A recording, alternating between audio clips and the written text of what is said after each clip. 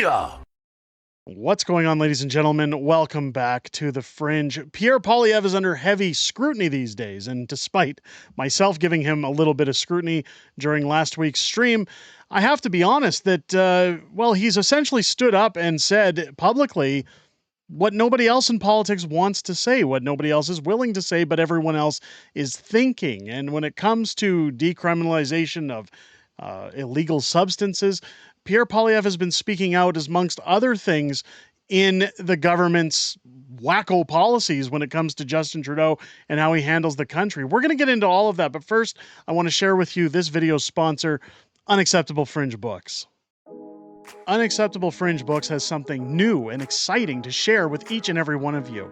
Our newest book and possibly final book entry into our series of political satire books, Just Axe the Tax, a parody of Dr. Seuss's Green Eggs and Ham, is now available on Amazon.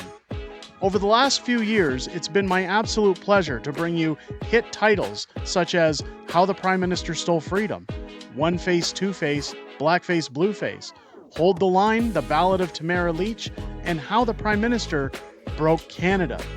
All of these best-selling books have been an absolute thrill to write for you, but with each book releasing, we always want to give back to the community as well and try to help Canadians in some shape or form and another.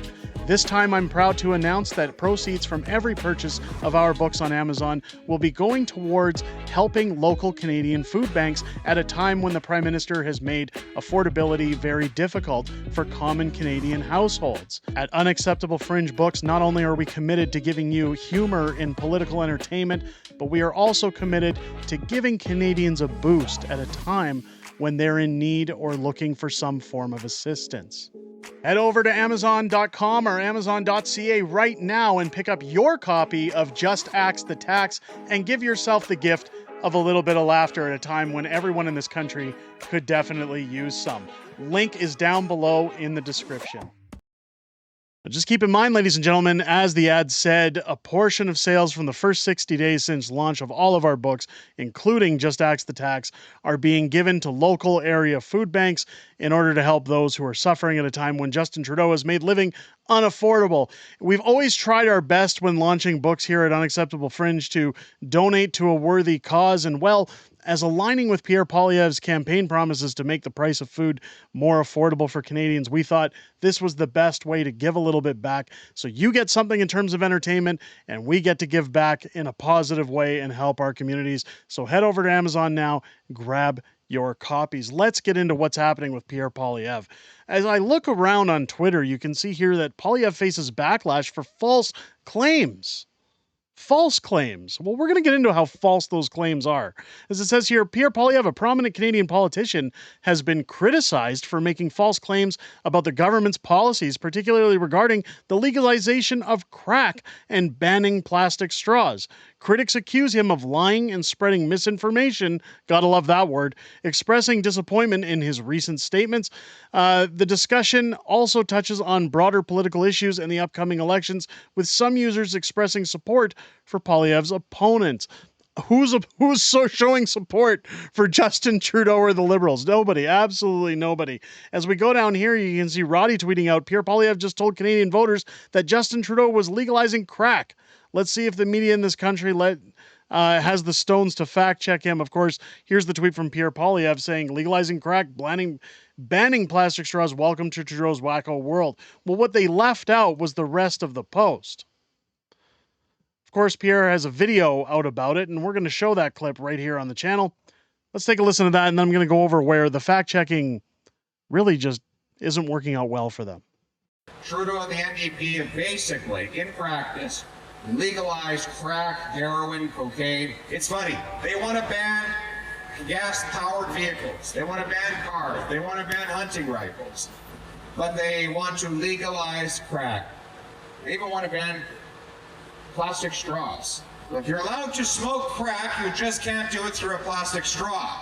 If you're going to smoke crack or snort cocaine, please do it in an environmentally responsible way with a paper straw. That is the rule. In my common sense plan, we'll ban hard drugs and put the money into treatment and recovery to bring our loved ones home drug-free. What's most important about that message is one thing that I've often said when it comes to how we treat the problem. When you look at the addicts that are all along BC's west coast and Vancouver that sit alongside the roads in tent cities and Hastings that flood the roads, we've all seen the documentaries about how Hastings is completely littered with those who are addicted to all walks of drugs, all types, both legal and illegal. But what we're seeing is that we've often heard government, especially even in my municipalities, talk about safe consumption sites and the ability to legalize small portions because, well, the way we fight the problem is by allowing it and giving them more. I disagree, but I do agree with Pierre's statement that, of course, the best way to fight it is to give treatment, to provide, I guess, counselors, to provide resources for these people to get the help that they need rather than continuing to enable them to move forward with a deadly and very drastic addiction. Now, when we take a look at people saying, well, it's not true, Pierre's lying, that's never happened. He says that Justin Trudeau has legalized crack. Well, let's take a look at what's happened in British Columbia. As it says here, scrutiny of BC drug decrim pilot program intensifies. This came out on April 20th. Scrutiny of BC's drug decriminalization pilot is growing with public safety concerns that have put the spotlight squarely on the governing NDP as the province moves forward toward a fall election. Earlier this week, Vancouver Police Deputy Chief Fiona Wilson testified at the House of Commons Health Committee hearing about how the pilot is limiting police response to problematic public drug use, including inside hospitals and at bus stops. This is what we've seen happen. Sorry, I didn't go to the other screen there right away. This is what we've seen happen when cities like Calgary have had massive upticks in crime to the point where people can't even safely ride public transit without having an incident. People being attacked in public, people being overrun with crime in their cities.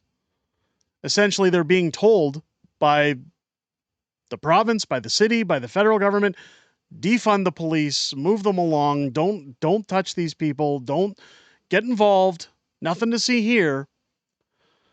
It's quoted, in the wake of decriminalization, there are many of those locations where we absolutely have no authority to address that problematic drug use because the person appears to be in possession of less than 2.5 grams, Wilson said. If you have someone who is with their family at the beach and there's a person next to them smoking crack cocaine, there we go, smoking crack, it's not a police matter. The decriminalization pilot was introduced in January of 2023, and allows adult drug users in British Columbia to carry up to 2.5 grams of opioids, cocaine, meth, and ecstasy for personal use without facing criminal charges, relying on an exemption granted by Health Canada under the Controlled Drugs and Substances Act. It also allows for open drug use in some public spaces.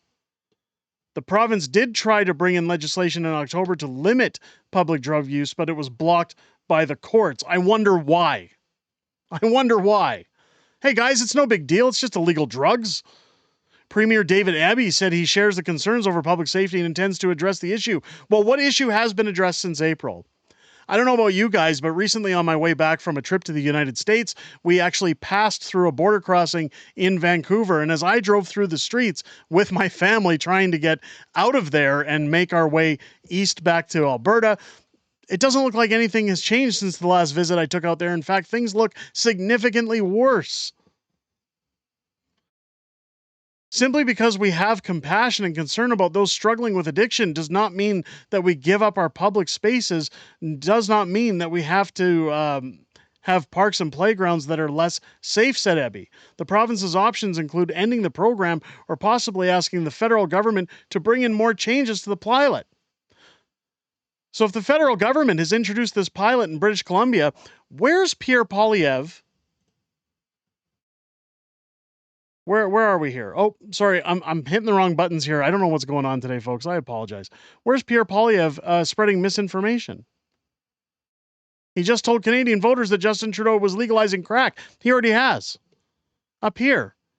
prominent Canadian politician has been criticized for making false claims about the government's policies, particularly regarding the legalization of crack and banning plastic straws. Well, plastic straws are banned. In fact, that was one thing I appreciated when I was in the United States, is there was no more paper straws.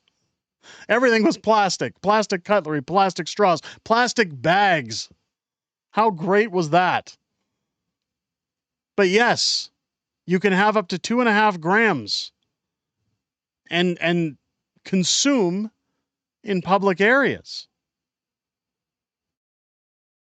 A meeting between Jennifer Whiteside, BC's Minister of Mental Health and Addictions, and her federal counterpart, Yara, I don't care, is scheduled for next week. In a statement echoing Abby, Whiteside defended decriminalization as a way to what does that say? Deslegitimize addiction and treat it with a healthcare issue instead of a criminal one. We maintain that having compassion for individuals struggling with addiction does not prelude the need to ensure the safety of workers and members of the public, said Whiteside. So again, hey, we don't want to handle any kind of, rehab or, again, counseling services for these people to get the help that they need to get off of these drugs. We just want to give them more and realize they have an addiction. BC's official opposition has been highlighting illicit drug use in hospitals and the lack of guardrails around the decriminalization pilot. We knew it would result in exactly what's happening right now, which is an explosion of drug use taking place in SkyTrains, in restaurants, and in public spaces, said BC United leader Kevin Falcon. It's been a horrific failure, and the thing that is important to recognize is we're not seeing improved results. Well, of course not. Of course not. And you're not going to. I can tell you right now that while it's not legal in places like Calgary, I would take an afternoon to meet up with my wife and maybe sneak her off to lunch for a break. And of course, as we walked the streets of Calgary, well, several individuals were smoking crack wide out in public like it's nobody's business. And that's what the world is heading towards, whether it's decriminalized or legalized. Or illegal, I should say. You're still seeing those who really just have no regard for the public, no regard for the laws. Crime is running rampant and getting out of control. But once again, ladies and gentlemen, this is what Justin Trudeau and the Liberals want. They want Canada to burn. They don't mind that it's falling apart. And essentially, people like Pierre Poilievre are being told that they're lying or spreading misinformation when they're toting nothing but facts. The facts are things need to change. And addiction isn't going to go anywhere until we treat addiction rather than just enabling those with addiction to go further down the spiral, to suffer Dante's Inferno, so to speak, by going into deeper and deeper layers of hell itself. But let me know what you guys think down below. Do you think Pierre Poilievre is spreading misinformation in his claims, or do you think he's bang on that we need to decriminalize, or we need to recriminalize, drugs and essentially give help and treatment to those who are addicted? Or do you think that we should continue feeding them these substances? Let me know your thoughts down below. If you enjoyed the video, make sure to give it a thumbs up. Again, it helps push that video out and tell people that this is worth watching, and definitely helps the channel. If it's your first time here and you enjoyed this video, I hope that it's earned your subscription. Please make sure as you're clicking that button, hit the bell for notifications and join us live here on the channel each and every Friday night for Friday Night Fringe, our live streaming show where we go over everything that's happened this week in politics, everything coming up in the week ahead, and some back and forth within our community. It's always great to hear from you guys outside of making these videos, and I always look forward to chatting with you each and every Friday night, as I will this upcoming Friday. I hope you guys enjoyed this video and have a great rest of your day. I'll catch you on the next one.